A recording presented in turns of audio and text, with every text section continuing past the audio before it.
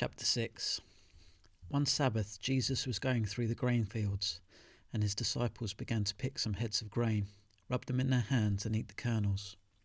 Some of the Pharisees asked, "Why are you doing what is unlawful on the Sabbath?" Jesus answered them, "Have you never read what David did when he and his companions were hungry? He entered the house of God, and taking the consecrated bread, he ate what is lawful only for the priest to eat, and he also gave some to his companions. Then Jesus said to them, 'The Son of Man is Lord of the Sabbath.' On another Sabbath he went into the synagogue and was teaching, and a man was there whose right hand was shriveled. The Pharisees and the teachers of the law were looking for a reason to accuse Jesus, so they watched him closely to see if he would heal on the Sabbath. But Jesus knew what they were thinking and said to the man with the shriveled hand, 'Get up and stand in front of everyone.' So he got up and stood there. Then Jesus said to them, 'I ask you, which is lawful on the Sabbath, to do good or to do evil, to save life or to destroy it?' He looked around at them all and then said to the man, 'Stretch out your hand.' He did so, and his hand was completely restored. But the Pharisees and the teachers of the law were furious and began to discuss with one another what they might do to Jesus. One of those days, Jesus went out to a mountainside to pray and spent the night praying to God.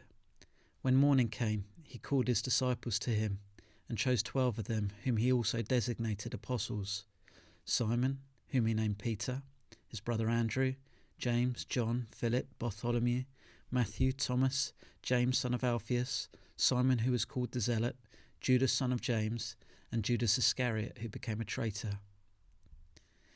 He went down with them and stood on a level place.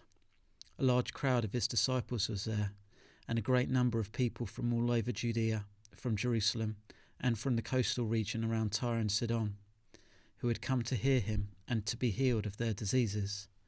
Those troubled by impure spirits were cured, and the people all tried to touch him, because power was coming from him and healing them all. Looking at his disciples, he said, "Blessed are you who are poor, for yours is the kingdom of God. Blessed are you who hunger now, for you will be satisfied. Blessed are you who weep now, for you will laugh. Blessed are you when people hate you, when they exclude you and insult you and reject your name as evil because of the Son of Man. Rejoice in that day and leap for joy, because great is your reward in heaven, for that is how their ancestors treated the prophets. But woe to you who are rich, for you have already received your comfort. Woe to you who are well fed now, for you will go hungry. Woe to you who laugh now, for you will mourn and weep. Woe to you when everyone speaks well of you, for that is how their ancestors treated the false prophets. But to you who are listening, I say, love your enemies, do good to those who hate you, bless those who curse you, pray for those who mistreat you. If someone slaps you on one cheek, turn to them the other also. If someone takes your coat, do not withhold your shirt from them. Give to everyone who asks you, and if anyone takes what belongs to you, do not demand it back. Do to others as you would have them do to you. If you love those who love you, what credit's that to you? Even sinners love those who love them. And if you do good to those who are good to you, what credit is that to you? Even sinners do that. And if you lend to those from whom you expect repayment, what credit is that to you? Even sinners lend to sinners, expecting to be repaid in full. But love your enemies, do good to them, and lend to them without expecting to get anything back. Then your reward will be great, and you will be children of the Most High, because he is kind to the ungrateful and wicked. Be merciful, just as your Father is merciful. Do not judge, and you will not be judged. Do not condemn, and you will not be condemned. Forgive, and you will be forgiven.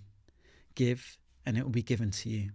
A good measure, pressed down, shaken together and running over, will be poured into your lap. For with the measure you use, it will be measured to you." He also told them this parable: "Can the blind lead the blind? Will they not both fall into a pit?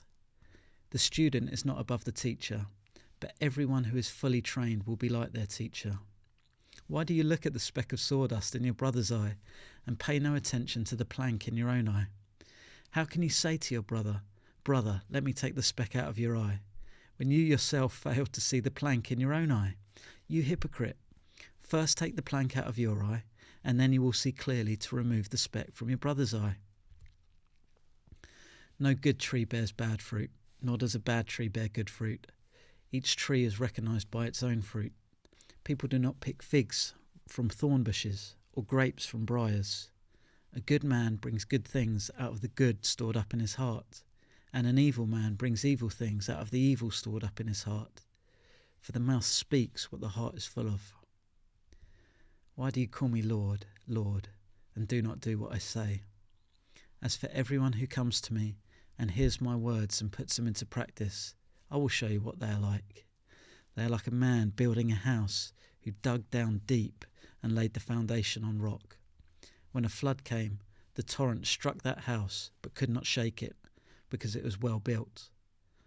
But the one who hears my words and does not put them into practice is like a man who built a house on the ground without a foundation. The moment the torrent struck that house, it collapsed, and its destruction was complete.